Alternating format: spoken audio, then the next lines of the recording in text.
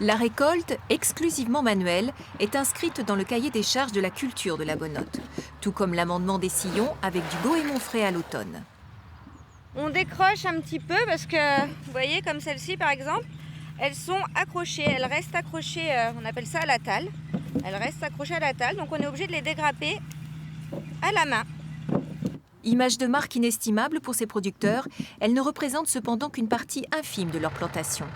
2% pour ce domaine de 19 hectares. La Bonnotte offre de petits rendements comparés à sa cousine primeur, la Sirtema. Le principe des pommes de terre primeur, c'est cette peau qui est très fine, qui s'enlève au doigt. Une fois qu'elle a passé le stade fleur, elle commence tout de suite à changer un petit peu de goût. Donc on a quelques semaines pour la récolter et il ne faut pas qu'on se loupe. Donc elle est assez difficile à faire quand même. Un peu moins de 200 tonnes sont produites en moyenne par an. La Bonnotte, introduite sur l'île entre les deux guerres, a été activement revalorisée il y a 30 ans par cette coopérative née en 1945. Ils étaient 350, aujourd'hui ils sont plus que 24, même si les surfaces restent très modestes, entre 15 et 20 hectares. C'est garder le lien culturel avec ce que faisaient les producteurs, les marins patates.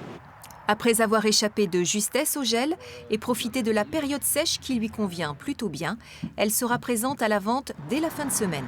Les prix des parts producteurs avoisinent 3,50 €, mais la denrée étant rare, certains intermédiaires n'hésiteront pas à faire monter les enchères.